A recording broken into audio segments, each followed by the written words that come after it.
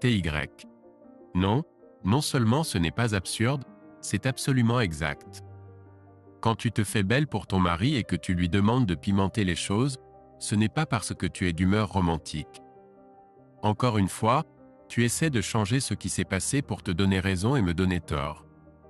TY, ta stubbornnesse ne nous mène nulle part. Pourquoi ne laissons-nous pas tomber et que tu viennes au lit et me tiennes juste dans tes bras? Désolé, Lynn, ça ne marchera pas. Si tu n'aimes pas ce genre de comportement de ma part, très bien, je ne réessayerai pas. Mais tu n'as pas à être stupide avec moi et exiger que ce soit de ma faute. Tu te soucies plus que les gens voient que je t'ai fait un suçon que de mes sentiments ou de mon opinion. Je ne suis pas intéressé à te garder, donc tu peux supposer que j'ai admis que j'avais tort. Bonne nuit, Lynn. Sur ces mots, je me suis retourné et me suis dirigé vers la chambre d'amis. TY, reviens. Je n'ai pas fini de te parler, bon sang. Je l'ai ignoré, supposant que ma première tentative de FWLH avait été un succès. J'ai évité tout contact avec elle sans me trahir. Je doutais fortement qu'elle mettait 2 et 2 ensemble pour faire 4. Elle était trop timide pour même flirter avec l'idée que je savais qu'elle me trompait. Il y a eu des jours froids dans notre mariage, mais le dimanche, nous nous sommes juste figés. Nous nous sommes évités. Nous n'avons pas parlé. J'ai passé la plupart de la matinée au club et l'après-midi à travailler dans la cour. Je suis allé me coucher avant elle, et quand elle est entrée dans la chambre, j'étais déjà au lit. Je ne vais pas dormir dans le même lit que toi tant que tu ne t'excuseras pas, TY. Ça ne me dérange pas, Lynn. Je ne suis pas du genre déraisonnable, donc je pense que nous passerons une nuit sur 2 dans la chambre principale. C'est mon lit autant que le tien, donc je vais dormir ici ce soir. Si ça ne te plaît pas, tu sais où se trouve la chambre d'amis. Demain soir, je dormirai là-bas et tu pourras être ici. Je ne suis pas d'accord avec ça. Va dormir dans la chambre d'amis jusqu'à ce que tu reprennes tes esprits. Lynn, je ne sais pas pourquoi tu penses avoir le dernier mot sur tout, mais ce n'est pas le cas. Nous sommes égaux et je nous traite comme tels. Je vais dormir dans ce lit ce soir, et ce que tu feras te regarde. Espèce de salaud, chuchota-t-elle en partant pour la chambre d'amis. Le début de la semaine s'est déroulé de la même manière. Nous nous sommes à peine parlé. Elle essayait de me pousser à bout, mais je ne pouvais pas y faire face. Lundi soir, elle m'a raconté comment elle avait été humiliée en salle d'opération lorsque ses collègues se moquaient d'elle à propos d'un suçon. J'ai haussé les épaules, montrant que je m'en fichais. Mardi matin, Stan Rosen a appelé et m'a demandé de passer dans son bureau. D'abord, les mauvaises nouvelles. Tu as une forme très légère de chlamydia. Tu n'as probablement pas ressenti de symptômes. Plus de la moitié des hommes qui contractent la maladie n'en ressentent aucun. Les bonnes nouvelles, c'est qu'avec un traitement, la maladie disparaîtra rapidement, bien que tu devras être recontrôlé dans environ 3 mois. Peut-être devrais-je te demander si tu sais comment tu l'as contracté? Bien sûr, Stan, je l'ai contracté de ma femme. Je fais confiance à notre médecin. La confidentialité est respectée ici. Je n'ai jamais couché avec une autre femme depuis l'année précédant nos fiançailles avec Lynn. Jeudi dernier, j'ai découvert qu'elle avait une liaison avec un autre homme. Je suppose donc qu'elle l'a contracté de lui. À moins qu'elle ait eu d'autres amants que j'ignore. Il a entendu la tristesse dans ma voix. Eh bien, je suis vraiment désolé d'apprendre ça, Tyler. J'ai toujours pensé que tu avais un bon mariage. Je vais te prescrire ta dose habituelle d'azithromycine et comme je l'ai dit, ça devrait bien se passer. Tu devras en parler à Lynn et t'abstenir de tout rapport sexuel pendant les prochaines semaines, juste pour être sûr. Non, ce n'est pas un problème, Stan, mais je traverse une période sérieuse et je vais devoir parler à un avocat pour partager cette information avec ma femme. À quel point l'infection peut-elle être sérieuse? Elle ne tue pas, mais si elle n'est pas traitée, elle peut causer de graves problèmes de santé, y compris la perte de la capacité d'une femme à se reproduire. Selon le moment où Lynn a contracté l'infection, elle est à terme. Quelques semaines ne posent pas de problème, mais plus ça dure, plus le risque est élevé. En outre, TY, aussi douloureux que tu sois, tu ne veux pas vivre avec la responsabilité de mettre éventuellement en danger la santé de quelqu'un d'autre. Tu as raison, Stan. Je ne pourrais pas vivre avec moi-même si je descendais à ce niveau juste parce que j'ai mal. Mais laisse-moi te poser cette question. Je n'ai remarqué aucun symptôme chez elle, est-il donc sûr de dire qu'il est encore tôt et qu'elle ne sait pas encore ce qu'elle a contracté? Peut-être, peut-être pas. Certaines femmes ne ressentent jamais de symptômes, mais cela ne signifie pas que la maladie ne peut pas causer de graves dommages. Je ne peux pas te dire quoi faire dans ce cas, mais je dirais que attendre plus de 48 heures serait mal. Nous nous sommes serré la main et il a dit qu'il prendrait l'ordonnance à la pharmacie locale, que je ne fréquentais pas. J'ai apprécié son souci pour ma réputation. 1 heure plus tard, j'étais dans le bureau d'Eli Sharp expliquant tout à mon avocat. Il a ri de ma stratégie FWLH, mais m'a averti de ne pas être si évident pour me trahir. Il est devenu beaucoup plus sérieux quand il a entendu parler des MST. Eh bien, ça change les choses, a-t-il dit en soupirant.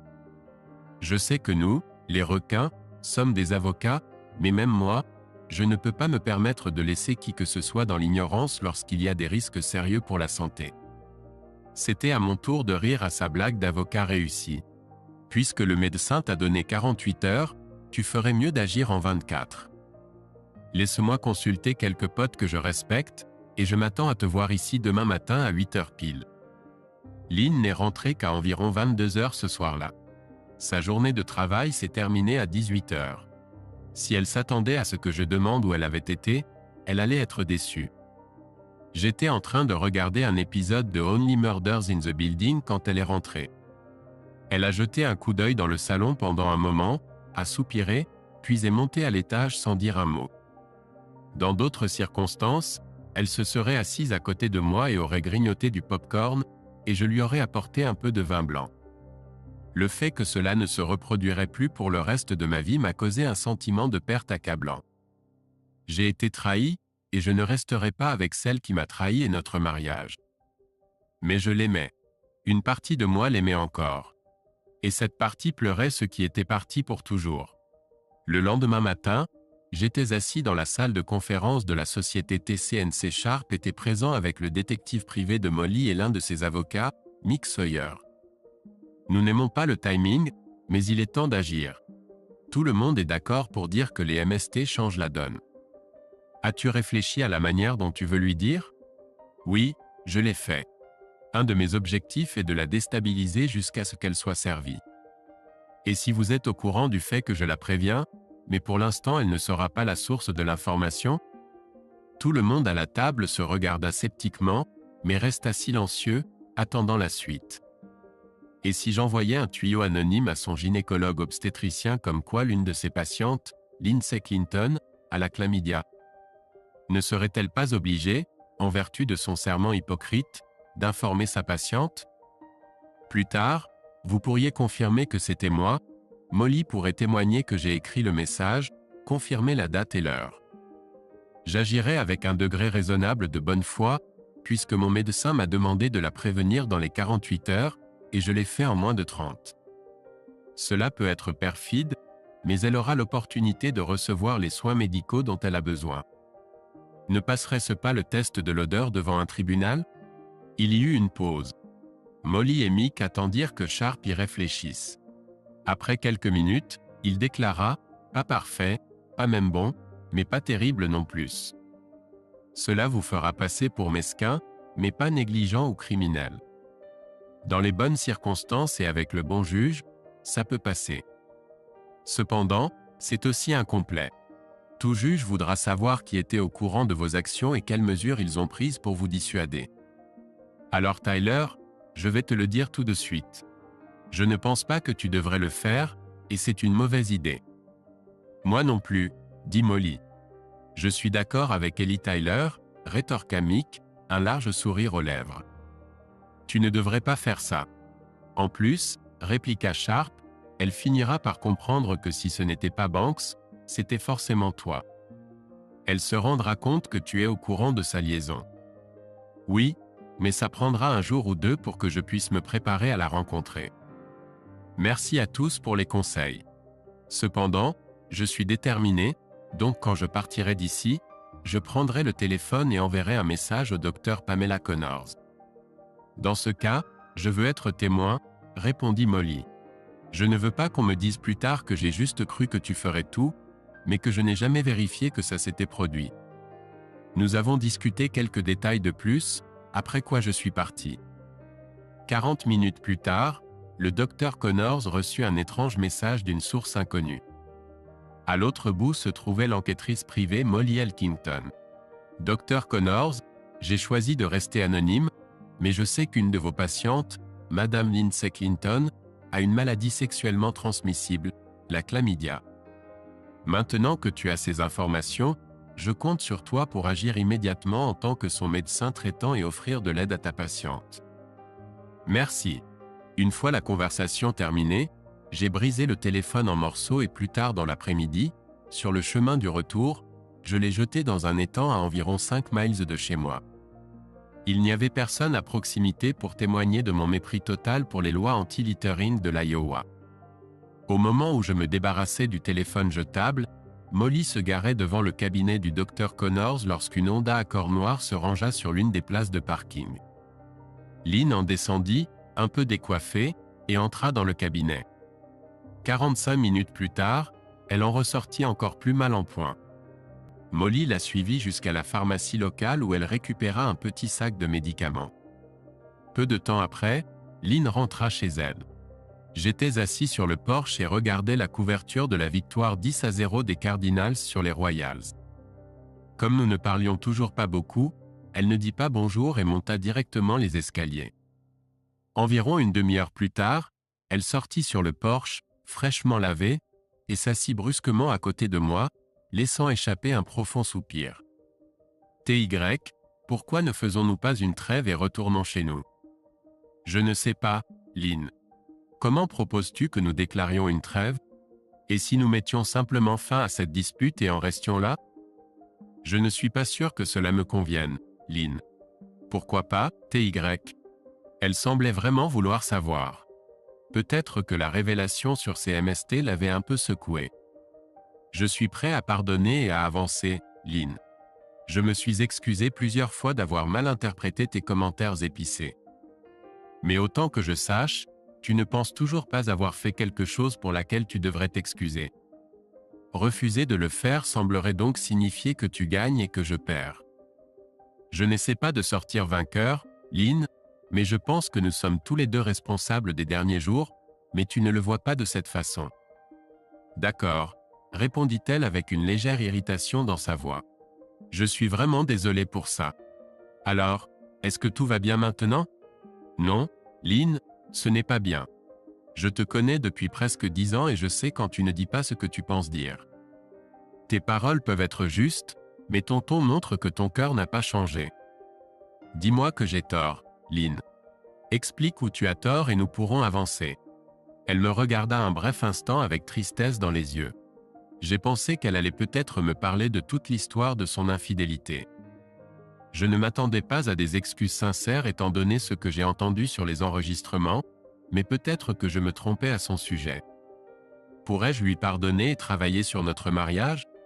Honnêtement, cette pensée me faisait peur, mais je n'aurais pas dû m'inquiéter. Ses yeux la trahissaient lorsqu'elle retrouvait son indignation vertueuse. Elle continuait à me blâmer. À ce moment-là, j'ai réalisé sans l'ombre d'un doute que c'était fini entre nous. Tu es tellement têtu, Tyler Adam Clinton. Je me suis excusé et tu me l'as jeté à la figure parce que ce n'était pas à la hauteur de tes standards.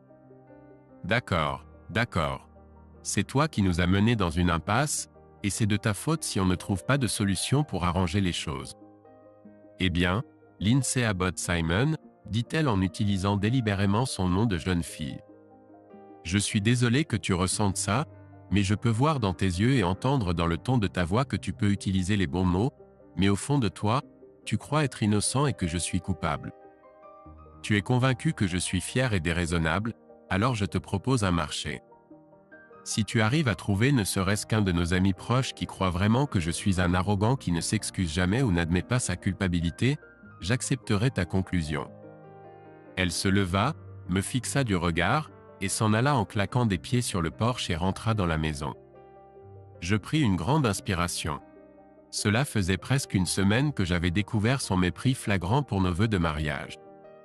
Les 2 prochaines semaines seraient presque impossibles. Il était temps de chercher des options. Le lendemain matin, j'étais dans le bureau de mon patron. Connie Silverton était une patronne juste mais exigeante. On ne devient pas PDG d'une grande institution médicale sans l'être. C'était difficile, mais je lui exposais ma situation. J'avais besoin de conseils et d'aide pour traverser les 14 prochains jours jusqu'à ce que je puisse remettre à Lynn les papiers du divorce. La réponse de Connie était professionnelle, mais attentionnée. Tout d'abord, Tyler, je suis vraiment désolé pour ta situation. Mes parents ont divorcé quand j'avais 10 ans et c'était horrible. Cependant, avant de commencer, j'ai besoin de savoir que tu vas affronter cette tempête et continuer ton excellent travail pour moi et Unity. Je ne peux pas aider si je sais que la situation est sur le point d'exploser et de partir en vrille. Connie, je ne peux pas dire que je vais être complètement bien pour les prochaines semaines, mais j'aime vraiment mon travail et les personnes avec qui je travaille. J'ai hâte de vous aider à l'avenir. Je suis profondément blessé, mais je ne suis pas mort, et je n'ai pas l'intention d'abandonner ma carrière pour la femme qui m'a trahi. Si je parviens à me calmer un peu, je vous promets d'être à 100% à votre disposition. Je pense te connaître assez bien, Tyler, et je sais que je peux te faire confiance pour être honnête avec moi. Il y a une conférence pour les directeurs financiers d'hôpitaux la semaine prochaine à Washington, D.C. Par le passé, j'ai refusé tes demandes d'assister à la conférence en raison du coût. Cependant, cette année, je pense que ce serait dans l'intérêt de Unity que tu y ailles. Elle débutera lundi et se terminera jeudi après-midi. Si je me souviens bien, tu as de la famille sur la côte Est, alors pourquoi n'approuverais-je pas ta participation, et tu pourrais passer le week-end avec ta famille? Cette partie, tu devras la payer de ta poche. D'accord? Patron, je te ferai bien une accolade, mais je sais que tu me punirais probablement, et je ne veux pas que Mike prenne mal mes remerciements. Le mari de Mike était un colonel ranger à la retraite. Mais sache ceci, je n'oublierai jamais ta gentillesse, et tu ne regretteras jamais de m'avoir aidé. Elle sourit aussi chaleureusement que je ne l'avais jamais vue sourire auparavant. Je ferai les démarches aujourd'hui, Tyler. Si tu arrives d'ici dimanche prochain, je t'offrirai une semaine. Maintenant, dégage d'ici et réfléchis à comment nous allons signer un nouveau contrat avec nos infirmières. Leurs représentants syndicaux négocient dur. Je me suis levé et j'ai souri. Considère que c'est fait, patron. Au fait, si je peux économiser 5% sur mon prochain contrat, pourrions-nous discuter de ma prime de fin d'année? Son regard habituel redevint sérieux, ce qui me dit qu'il était temps de partir. Je devais tenir 3 jours avant de partir pour la conférence. Avec un peu de chance, je n'aurais à vivre dans l'incertitude que 2 ou 3 jours après mon retour. J'ai réussi à me concentrer sur le reste de la journée et à bien faire mon travail, même en contrariant Jody Meyer, la représentante du syndicat des infirmières, en lui faisant savoir que leur dernière offre n'était pas vraie. Qu'elle mijote pendant le week-end et la semaine prochaine, me suis-je dit. Peut-être sera-t-elle un peu plus sous pression lorsque ses parents apprendront qu'elle n'a pas de contrat et n'est même pas attendue. En rentrant chez moi, j'ai appelé mon père et mon frère pour leur dire que je serais dans le coin le week-end prochain et que j'adorerais passer du temps avec eux. Je me suis excusé pour ce préavis si court, mais tous deux ont promis de trouver du temps pour se rencontrer. Je n'avais pas envie de leur annoncer la mauvaise nouvelle. Mais d'un autre côté, je savais qu'ils seraient solidaires en entendant toute l'histoire. Mon dernier appel avant de prendre la route a été à l'avocat Eli Sharp. Je l'ai rapidement mis au courant, et il m'a informé que c'était l'occasion parfaite d'amener 1 ou 2 hommes de mairie à s'occuper de Lynn pour obtenir plus de preuves de sa trahison. Quand je suis arrivé, Lynn n'était pas à la maison, ce qui, dans des circonstances normales, aurait été inhabituel. Cependant, rien n'avait été inhabituel dans ma vie depuis plus d'1 semaine maintenant. C'était le 2e jour de ses vacances de 3 jours, donc nous aurions dû avoir quelque chose de prévu à ce stade. À ce moment-là, elle aurait pu s'amuser avec Justin ou un autre mec pour tout ce que je savais. C'est là que j'ai réalisé pour la première fois qu'elle aurait pu avoir d'autres hommes. Maintenant, ce serait bien, me suis-je dit. Et si une salope se baladait dans le dos de Banks? Peut-être que je devrais lui envoyer un message anonyme l'incitant à garder un œil sur sa salope infidèle pour ne pas devenir sa prochaine victime? J'ai décidé d'aller courir. J'avais fait un peu de course de fond au lycée, bien que je n'ai jamais été très doué. Cependant, courir 3 à 5 miles quelques fois par semaine m'aidait à me vider la tête. Mon parcours se faisait principalement jusqu'au terrain de golf. Quelques bonnes montées à l'aller et au retour donnaient à la course un bel élément cardio. Aujourd'hui, j'ai couru de manière plus intense, essayant de m'épuiser pour peut-être pouvoir dormir cette nuit. Mon monde s'effondrait autour de moi, et depuis que j'étais passé en mode survie, je me permettais rarement de ralentir pour évaluer ma réalité. C'était bon de courir et de réfléchir. Ce qui me déprimait, c'était l'infidélité de Lynn. Il y a 9 jours, j'étais amoureux d'une femme que je pensais m'aimer autant, voire plus. Découvrir que ses vœux ne signifiaient rien pour elle m'a profondément secoué. Dans quelle mesure est-ce de ma faute ? Me demandai-je en gravissant la première colline. Aucun problème dans un mariage ne repose entièrement sur une seule personne. Peut-être étais-je trop occupé ou préoccupé par ma carrière, ne lui accordant pas assez de temps et d'attention. D'autres questions tournoyaient dans ma tête alors que je continuais mon chemin. Comment réagirait-elle ? Admettrait-elle un jour ce qu'elle avait fait ? Ferait-elle des excuses ou demanderait-elle pardon ? Je savais que je ne resterais pas dans le mariage après une trahison aussi profonde, mais comment me sentirais-je à son égard quand je la verrais à l'hôpital ? Deviendrais-je en colère en la voyant avec d'autres hommes ? Resterait-elle ou partirait-elle en ville ? Je ne pouvais pas imaginer qu'elle parte comme vaincue. Elle serait trop têtue pour ça. Non, je supposais qu'elle resterait et essaierait de me prouver que j'avais été un complet idiot de la divorcer. Je me suis rendu compte que si je pensais autant, c'est que je ne courais pas assez fort. Au sommet de la deuxième colline, je n'étais plus préoccupé par des pensées sur mon ex-femme salope. Je cherchais juste de petites choses comme de l'oxygène. Quand je suis rentré chez moi, j'étais complètement épuisé, ce qui était en fait le but de la course. J'ai marché dans la rue pendant environ 20 minutes, pour me rafraîchir, puis je suis allé sous la douche.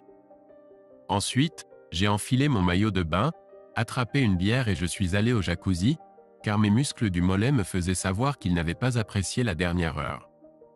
Lynn était toujours introuvable. Plus tard, vers 23 heures, j'ai dîné, regardé 2 épisodes de Ted Lasso, puis je me suis enfin glissé dans le lit. Lynn n'est jamais apparue, n'a pas écrit ni appelé. Je lui ai fait la courtoisie de la laisser tranquille. C'était la seule fois de tout notre mariage où nous avions été séparés pendant plus de 12 heures sans nous contacter ni savoir où l'autre se trouvait. J'ai pris 2 comprimés de mélatonine et 4 comprimés de Motrin, car mes clavicules ne me laissaient aucun répit avec leurs plaintes. J'ai dormi jusqu'à 7 heures le lendemain matin. Avant de descendre les escaliers le matin, j'ai remarqué que la porte de Lynn était fermée. Apparemment, elle était rentrée la veille au soir. J'ai écouté un moment. Rien ne bougeait. J'ai bu mon café, mangé quelques bagels, pris une douche, changé de vêtements, puis je suis parti au golf. Le temps à des moines fin mai peut être incroyable, et aujourd'hui ne faisait pas exception. J'ai tapé quelques balles sur le parcours et rejoint quelques copains pour une partie de 18 trous, puis le déjeuner. Vers 15 heures, je n'avais plus d'excuses pour rester ici et je suis rentré chez moi. Je n'ai pas envoyé de message ni appelé Lynn de toute la journée, et elle m'a également ignoré. Je suppose que nous attendions de voir qui ferait le premier pas. Quand je suis arrivé, elle n'était pas là, et j'ai commencé à répéter ce qui s'était passé la veille au soir. Le dimanche matin était pareil, mais je partais en ville sur le vol de 16 heures pour Reagan International. J'ai passé la majeure partie de la matinée à tondre la pelouse et à travailler dans les parterres de fleurs, quelque chose que Lynn et moi faisions habituellement ensemble. Quand elle est enfin arrivée vers 11 heures, elle m'a juste regardé à travers la porte et est retournée à l'intérieur. Tant pis, ai-je pensé en rassemblant mes affaires. Si elle veut rester en retrait et se taire, alors qu'elle le fasse. Mais il était hors de question que je la laisse mener le jeu. Je suis parti pour l'aéroport sans lui laisser de mots ou de messages pour lui faire savoir où j'allais ou combien de temps je serais parti. Je me suis dit qu'elle ne remarquerait probablement même pas que j'étais parti toute la semaine. J'espérais qu'elle le remarquerait, et j'espérais qu'elle amènerait ce connard de Justin et coucherait avec lui dans notre lit, pour que je puisse ajouter ça à sa liste de choses coquines qu'elle avait faites. Le mardi, 2 choses se sont produites. D'abord, j'ai reçu un appel d'Ellie me disant que les proches de Mary ont déjà de nouvelles photos et vidéos de Lynn et Banks. Sans aucun doute, ils se portaient bien. Le deuxième incident m'a surpris. Lynn m'a enfin envoyé un texto. L'échange de messages n'était pas poli. « Où es-tu ? » ?»« À Washington. »« Quoi ? » ?»« Je suis à une conférence des directeurs financiers d'hôpitaux que Connie m'a demandé d'assister. »« Quand comptais-tu me le dire, espèce d'insensible ? Chaque fois que tu rentrais à la maison avant 1 ou 2 heures du matin et que tu ne parlais pas à ton mari, qui t'attendait depuis 6 heures, vendredi et samedi. Où étais-tu chaque nuit ? » Elle a ignoré la question. TY, j'avais une peur bleue qu'il te soit arrivé quelque chose. Je n'arrive pas à croire que tu m'as fait ça. Pourquoi ne m'as-tu pas simplement envoyé un texto ? J'ai écrit et tu n'as pas répondu, mensonge 1. Si tu m'avais envoyé un texto et que je n'avais pas répondu, as-tu appelé la police ? Quoi ? Quand tu avais une peur bleue qu'il m'arrive quelque chose, as-tu appelé la police ? Oh, eh bien non, je suppose que je n'y ai pas pensé. Mais quand même, tu es vraiment un enfoiré de ne pas communiquer avec moi. Et mon patron, mon père, mon frère ou aucun de nos amis ? Qui as-tu contacté pour me retrouver et t'assurer que je vais bien ? J'ai contacté plusieurs personnes. Ne cherche pas à me faire porter le chapeau, TY. Mensonge 2. Donne leur nom. Quoi ? Donne-moi les noms des personnes à qui tu as envoyé un texto ou appelé pour que je puisse vérifier. Je ne tolérerai pas les insultes d'un enfoiré insensible et indifférent comme toi. Eh bien, là, tu peux penser que je suis un enfoiré, insensible et indifférent, mais je ne suis pas un menteur comme toi. Si tu étais vraiment inquiète pour mon bien-être, tu m'aurais envoyé un texto et nous savons tous les deux que tu ne l'as pas fait. Deuxièmement, tu aurais contacté certains de nos amis, collègues ou membres de la famille, ce que nous savons que tu n'as pas fait. Ce que nous ne savons pas, c'est où tu étais vendredi ou samedi soir. Tu veux bien m'expliquer où tu étais ? Peut-être as-tu quelque chose à me confesser, chère épouse ? Tu es juste incroyablement têtue, TY, et là, tu m'énerves. Eh bien, là, tu ne sembles pas capable de dire la vérité ou d'assumer la responsabilité de ce que tu as fait ou es en train de faire. Alors, une dernière chose, va te faire voir. Il n'y a eu aucune réponse de l'autre côté, juste un silence radio. Comment serait-elle à soupçonner qu'il savait quelque chose ? Éprouvait-elle un quelconque sentiment de culpabilité pour son acte traître ? Prenait-elle en considération son acte d'infidélité ? J'ai réalisé que je respirais fort et que je transpirais comme si j'avais fait du sport pendant 1 heure. Je me suis ressaisi, j'ai pris une douche et je me suis dirigé vers la conférence. Le reste de la semaine s'est bien passé compte tenu que mon mariage était terminé et que j'étais un véritable naufrage émotionnel. J'ai réussi à me faire quelques bonnes connaissances et à assister à quelques panels informatifs. Le week-end avec mon père et mon frère s'est bien passé, mais c'était difficile. Tous les deux ont essayé de comprendre, mais aucun d'eux n'a partagé mon expérience. Ma mère est décédée il y a environ 3 ans à l'âge de 63 ans d'une forme rare de cancer. Elle est partie en tenant la main de l'homme qu'il avait aimé et chéri pendant 41 ans d'affilée. Mon père pouvait comprendre ma tristesse, mais pas la douleur de la duplicité de l'un. Il pensait qu'elle était folle. Mon frère Elliot était déjà marié depuis 11 ans à une femme extraordinaire nommée Mary. Tout semblait bien se passer pour eux et leurs 3 enfants, même lorsqu'ils rencontraient des difficultés. Mary et Elliot se regardaient toujours avec adoration et résolvaient rapidement et sans trop de colère leurs rares disputes. Mon frère semblait suivre le même chemin matrimonial que mon père. J'étais heureux pour lui. Nous avons joué quelques parties de golf, assisté à un match national et pris un excellent déjeuner. J'ai apprécié de socialiser avec mes neveux. La nuit de dimanche est arrivée trop vite lorsque j'ai serré mon père sur le bord de la route à Reagan. Il a pris mon visage dans ses mains, me regardant sévèrement dans les yeux. « Je sais que ça fait mal comme l'enfer, mon fils, mais tu vas surmonter ça. L'un s'est révélé égoïste et destructrice, mais tu ne renonces pas. Avance, un jour à la fois. Je sais que c'est vrai. La douleur s'atténuera. » Avec ces mots, il m'a serré dans ses bras, a sauté dans sa Ford F-150 et est retourné à Springfield, en Virginie.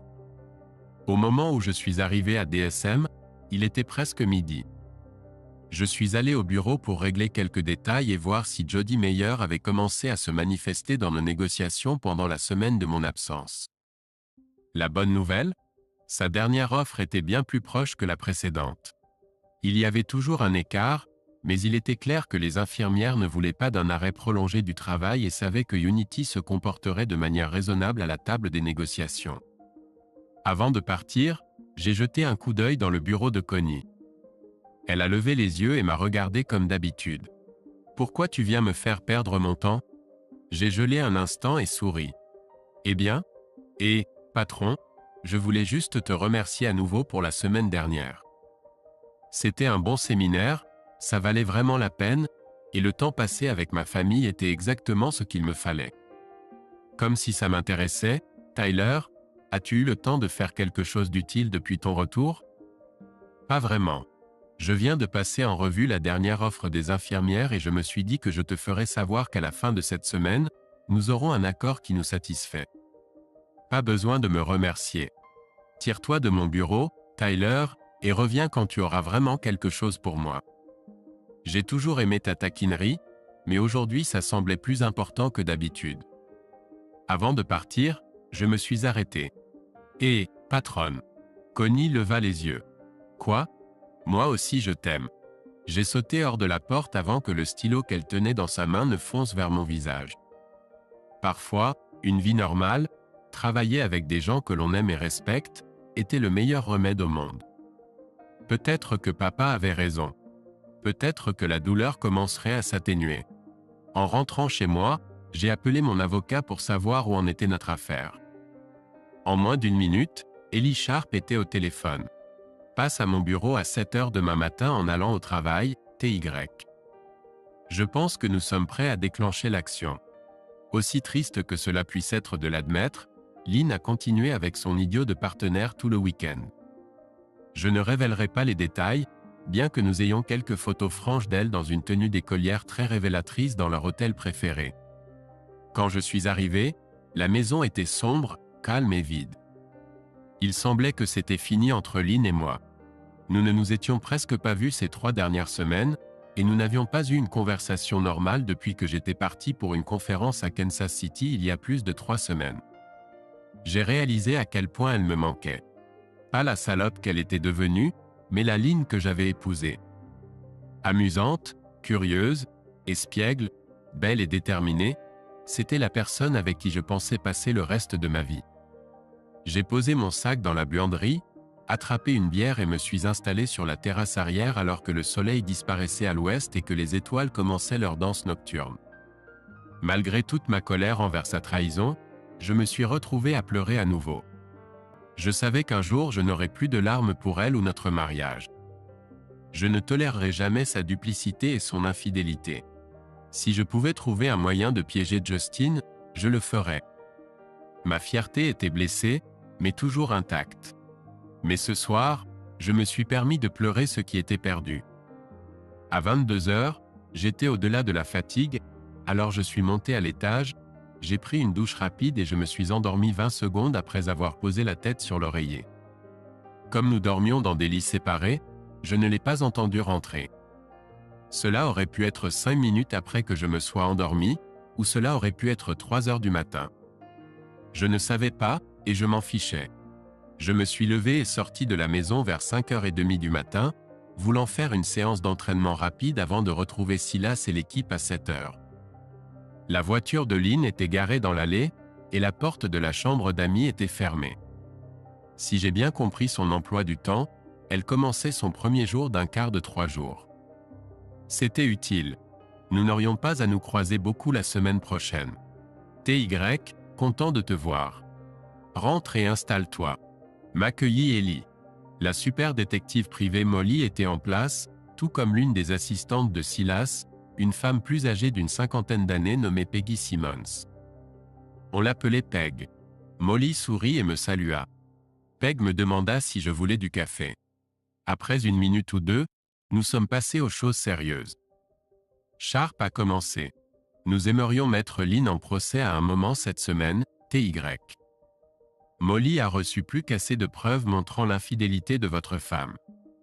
Répéter la même chose n'aidera pas notre cas, et vous devez déjà plus de 6 000 $ à Molly, donc je la remercierai, mais je la laisserai aller espionner ailleurs. » Il sourit en disant la dernière phrase.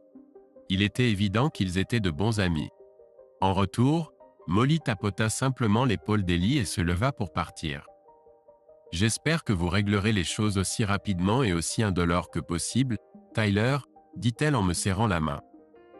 Je la remerciai et lui dis que j'espérais sincèrement ne jamais devoir faire appel à ses services à l'avenir, mais que je serais plus qu'heureux de recommander à quiconque en aurait besoin ou trouver la meilleure. Ellie et moi avons échangé quelques idées sur comment, quand et où servir Lynn. J'espérais que cela pourrait se faire au travail, à un moment où elle et le salaud de Justin seraient ensemble dans une pièce pleine de gens. Probablement en fin de journée jeudi, car ce serait son dernier jour de travail avant ses 3 jours de congé. Ellie pensait qu'attendre si longtemps ne faisait que jouer en faveur de Lynn. Attendre signifie lui donner une chance de découvrir ce qui se passe. Tu as admirablement gardé ton calme ces dernières semaines, TY, mais tu dois être à bout maintenant. Puis-je suggérer que nous la servions ce soir ou au moins demain? Un des gars de Molly surveille l'hôpital, donc il aura une idée du meilleur moment pour la surprendre. J'ai convenu que c'était raisonnable.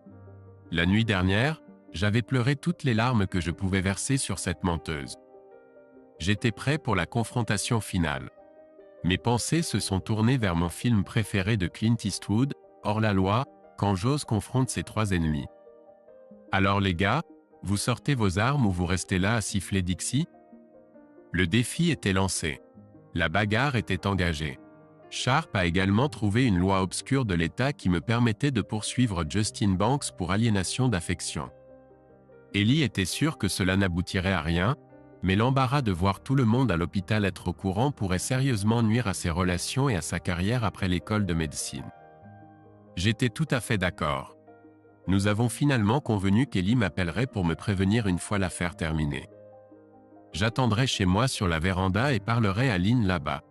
Sharp voulait également avoir une preuve de cette conversation au cas où les choses dégénéreraient.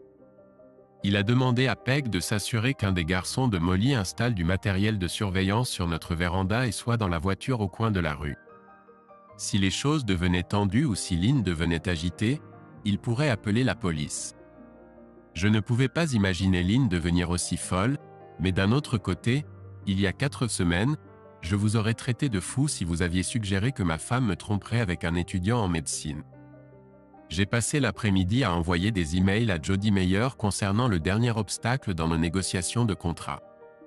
À 15 heures, j'étais épuisé, mais nous sommes parvenus à un accord.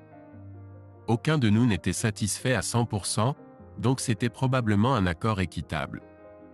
Les infirmières ont obtenu une augmentation décente de leur salaire de base, des jours de congé et l'hôpital a obtenu un contrat de 5 ans au lieu des 3 ans espérés par Lina. Même Connie a dû sourire quand j'ai déposé les documents sur son bureau pour les présenter au conseil d'administration. J'étais à 5 minutes à pied de chez moi lorsque mon téléphone a sonné. C'était Ellie Sharp. « Alors, maître, comment ça se passe aujourd'hui ?» Sharp a souri. « Désolé, TY, je sais que c'est dur pour toi, et je ne cherche pas à faciliter ta situation, mais je viens d'avoir des nouvelles de Molly. Elle s'est portée volontaire pour s'occuper de Lynn et Banks. Il venait de subir une longue opération et se trouvait dans la salle du personnel avec une autre infirmière, le chirurgien qui opérait est Mike Devlin, le chef de la chirurgie de 2 Unity Healthcare. Il était venu observer car le chirurgien en chef était Alex Greer, l'un des meilleurs chirurgiens au monde. Devlin et Greer avaient fait leurs études à Yale ensemble, donc ils socialisaient beaucoup. Quoi qu'il en soit, Molly est arrivée dans la salle du personnel avec son air habituel, qui aurait effrayé presque n'importe qui, et apparemment l'étudiant en médecine Banks a été offensé par la présence d'une personne non médicale dans leur espace personnel. Il s'est levé et lui a demandé si elle était perdue.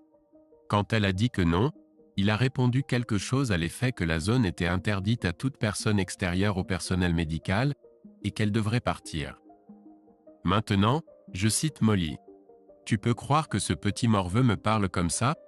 Alors je l'ai repoussé dans sa chaise et je me suis penché plus près. Je suis à peu près sûr que c'est à ce moment-là qu'il a commencé à uriner.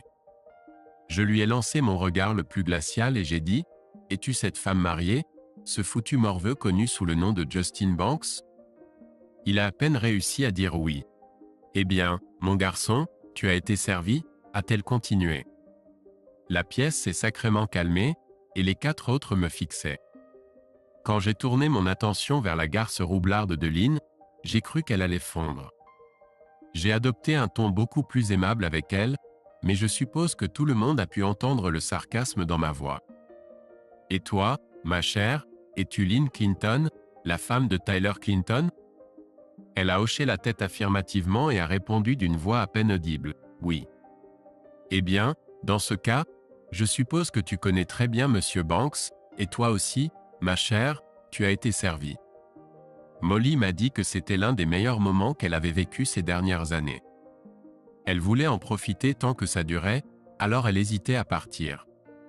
Le docteur Devlin s'est tourné vers Banks. « Jeune homme, si tu as fait ce que je pense que tu as fait, tu ne pratiqueras jamais la médecine en Iowa ou ailleurs, si je peux l'éviter. » Il s'est également tourné vers Lynn, a fait le rapprochement, et s'est adressé directement à elle.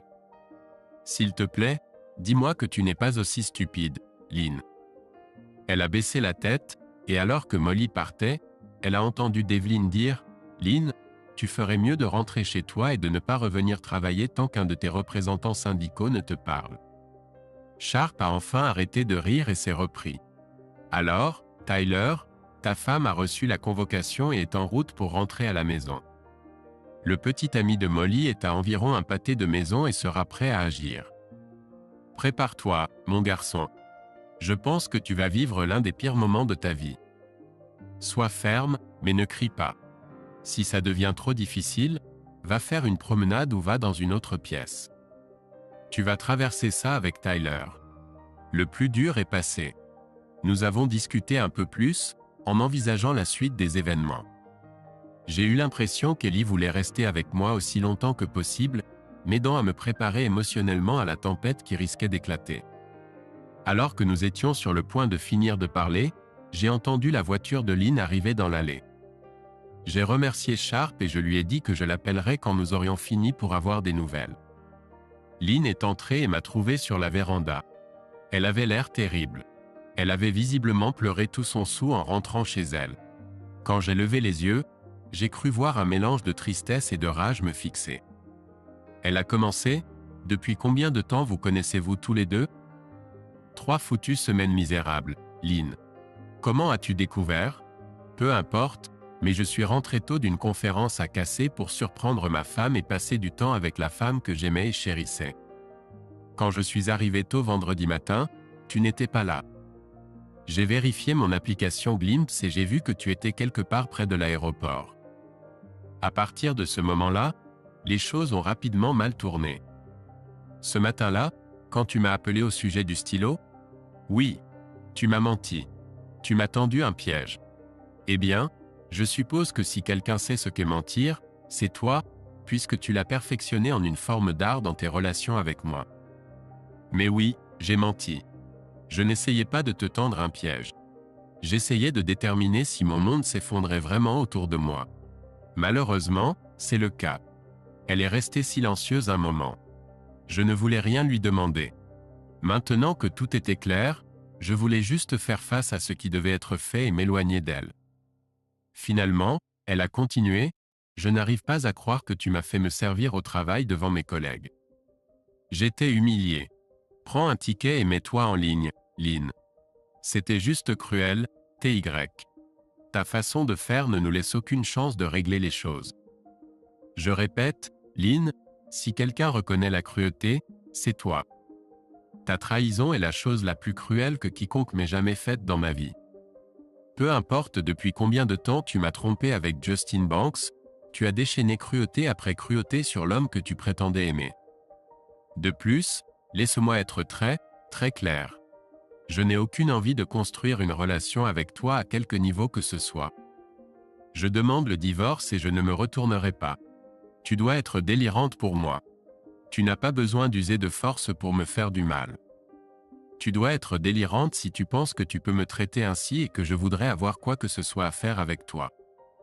Finalement, Elle s'est assise à l'autre bout du canapé en face de moi. Mais TY, je t'aime. Je comprends ce que tu dis, mais je n'ai jamais voulu te faire du mal ou être cruel envers toi. Justin n'était qu'une petite aventure. Je sais que c'était mal et je n'aurais pas dû le faire, mais je sais que nous pouvons surmonter cela en adulte et devenir plus forts. Lynn, j'essaie de garder mon calme, mais toi, n'importe quel adulte raisonnable peut comprendre ça. Oui, j'ai vu des photos et des vidéos de plusieurs de tes escapades à Lambton Airport. Tu ne peux pas être aussi enfantine pour penser que si tu joues le rôle de l'épouse éplorée, je vais simplement ignorer la douleur et la souffrance que tu as apportées dans ma vie. Je n'arrive pas à croire que tu m'as espionné, moi et Justin Ty. Pourquoi tu ne m'en as pas parlé quand tu as découvert ça? J'aurais pu mettre fin à notre relation avec lui tout de suite. Tu as poussé les choses à l'extrême. Lynn, je n'aurais pas dû t'espionner. Il ne devrait y avoir aucun secret entre nous, surtout pas d'infidélité. Pourquoi est-ce que je te parlerais de quoi que ce soit? Rien de ce qui sort de ta bouche ne sera jamais crédible pour moi. L'extrême, c'est l'infidélité de ton fidèle mari, Lynn. Regarde-toi dans le foutu miroir un instant et prie pour voir la vérité. Je ne savais pas si ma soudainement idiote femme comprenait quoi que ce soit de tout ça ou non. Rien ne semblait lui parvenir. Elle cherchait juste un moyen facile de se débarrasser de sa trahison. Chaque fois qu'elle ouvrait la bouche, c'était encore plus de bêtises. Ty, le divorce est la dernière chose que nous voulons tous les deux. Non seulement nous vivons ici, mais nous travaillons dans le même hôpital. Qu'est-ce que les gens vont penser? Ce serait tellement gênant si nous divorcions en vivant et travaillant au même endroit. Et aussi humiliant pour nous deux si nos collègues et amis entendent certains de ces détails. Allez, chérie, tu réalises à quel point ce serait mauvais pour nous deux. Lynn, je vis avec la gêne et l'humiliation depuis ce vendredi matin où je t'ai vu sortir de Lambton Inn avec ce crétin juste après que tu m'aies menti au téléphone sur où tu étais et ce que tu faisais. Le divorce sera un soulagement pour moi car l'attention se portera aussi sur toi quand les gens découvriront ta trahison et ta débauche. Je pourrais te demander si Baby Banks était ta première et unique liaison extra-conjugale, mais peu importe ce que tu dis, je ne te croirai pas. Dieu merci, nous n'avons pas encore d'enfants. L'idée d'élever des enfants avec toi me rend malade. Pourquoi diable voudrais-tu rester marié à un homme pour lequel tu n'as aucun respect? TY, que puis-je dire pour te faire réaliser que Justin n'était qu'une infatuation, une aventure, rien de plus? Aucune émotion, aucun amour. Je réalise maintenant que c'était mal de ma part de m'amuser, mais bien sûr tu devrais savoir que je t'aime et que je veux être seulement avec toi. Je te promets que désormais je ne regarderai même plus un autre homme. Eh bien, Lynn, si tu le dis, laisse-moi te dire. Tu dois être la putain la plus délirante qui ait jamais marché sur cette planète. Tu m'as menti et trompé pendant des mois. Ensuite, tu m'as transmis une MST que tu as attrapée de ton petit ami, et je suis censé juste dire, d'accord, Doki, chérie, ne t'inquiète pas. Faisons semblant que rien ne s'est passé et retournons en lune de miel. Laisse-moi être très clair, Lynn. Je ne te toucherai plus jamais. Je vais te divorcer dès que possible, même si je suis financièrement foutu. Je préfère vivre dans une cabane, démunie et seule, que dans un manoir avec toi. La douleur que j'ai endurée ces derniers mois a été au-delà de mes forces. Si ce n'était pas le soutien de la famille et des amis, je suis sûr que je serais en train de gésir face contre terre dans un fossé en ce moment. Tu as fait ça, Lynn. Tes mensonges et ton mépris, ta haine totale à mon égard, ont failli me tuer.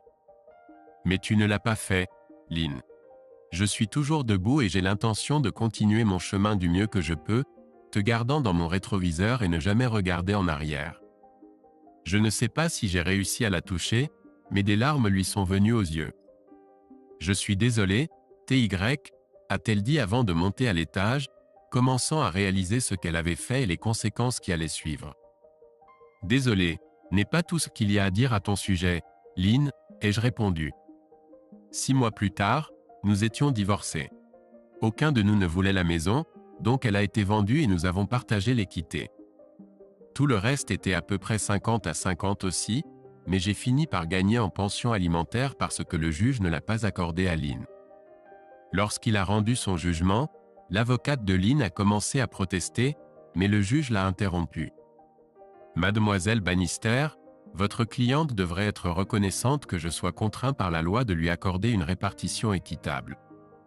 Je n'aime pas les gens malhonnêtes et elle ne peut clairement pas être digne de confiance pour dire la vérité à quelque niveau que ce soit. Elle obtient tout ce que je suis légalement tenu de donner. Le reste est à ma discrétion, conseillère, alors ne poussez pas votre chance. L'audience est levée. Je ne sais pas, peut-être que c'était juste moi, mais il sonnait beaucoup comme un duc. Épilogue. Je m'appelle Connie Silverton et je suis la superviseure de Tyler Clinton à l'hôpital. Mon mari Mike et moi étions très préoccupés par Tyler et la souffrance qu'il a endurée à cause des actions de sa garce de femme.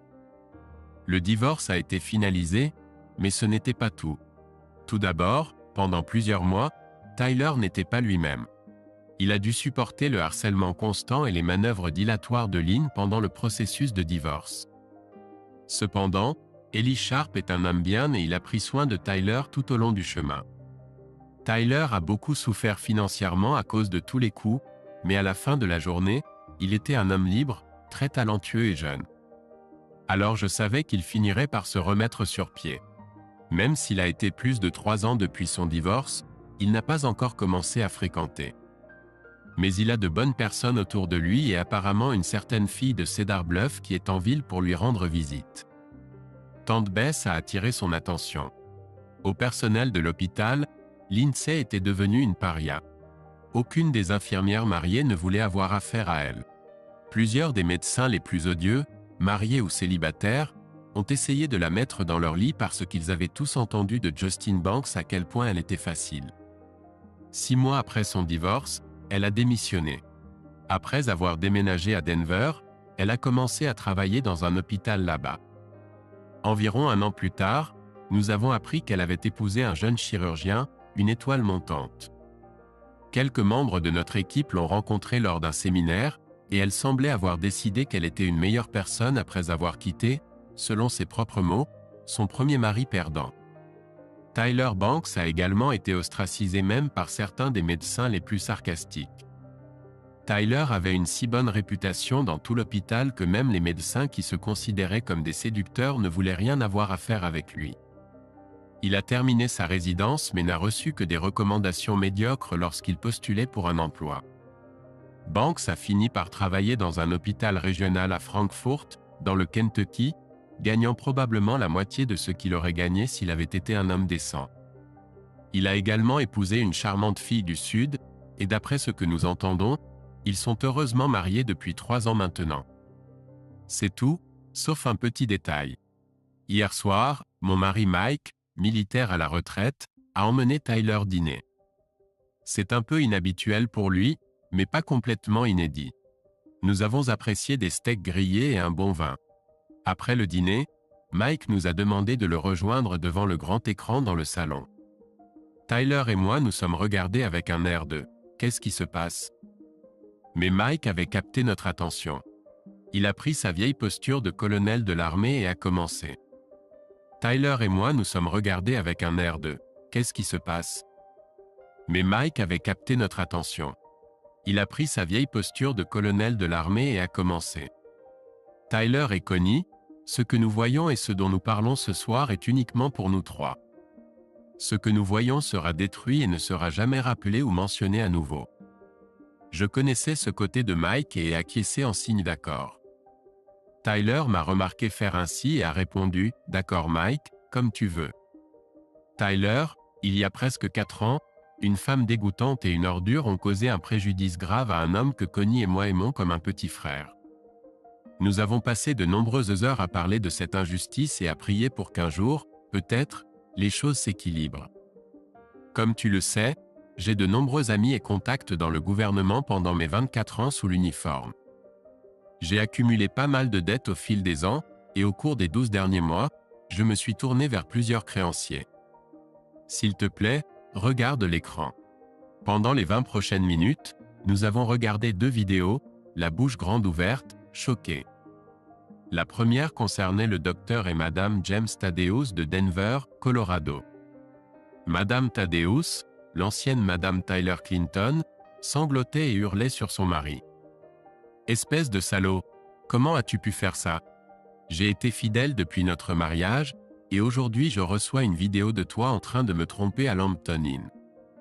Espèce de salaud, je te déteste, je te déteste. Comment as-tu pu me tromper et ruiner notre relation? Sors de ma maison maintenant. » Quand le docteur Jim s'est levé et est parti, Lindsay est restée là à sangloter jusqu'à ce qu'elle prenne l'enveloppe, l'ouvre et lise. La trahison fait mal, un salope? La deuxième vidéo montrait Justin Banks debout devant sa maison dans le Kentucky. On aurait dit qu'il était dans un quartier calme sans autre maison à proximité. Sa douce épouse du Sud tenait en larmes une poignée de photos brillantes de 8 sur 10 de son mari en train de tromper. À ce moment-là, 3 grands hommes ont commencé à s'approcher de Banks. L'un d'eux était en uniforme de shérif. « Alors salaud, tu pensais pouvoir tromper notre sœur et t'en sortir? Il ne restera rien de toi à identifier si jamais on retrouve tes restes. » Banks a pleuré comme un bébé. Avant que l'écran ne s'éteigne, on a entendu un homme en uniforme dire « Au fait, l'ami de Tyler Clinton, le colonel Silverton, vous salue. » Une autre scène est apparue. C'était une magnifique jeune femme, semblable à celle de la vidéo et des photos. Elle a simplement souri à la caméra et a dit « Mission accomplie ».